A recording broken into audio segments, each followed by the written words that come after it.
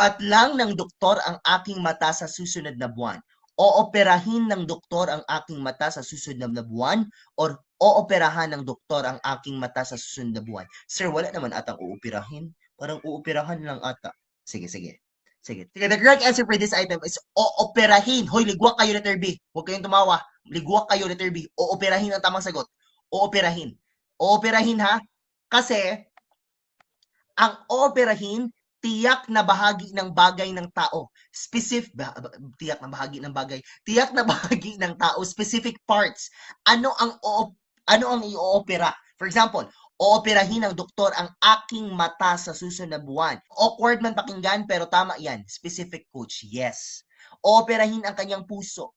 Kasi nasaktan, Charis. Operahin ang kanyang ingron. Ingron talaga. Sir, wag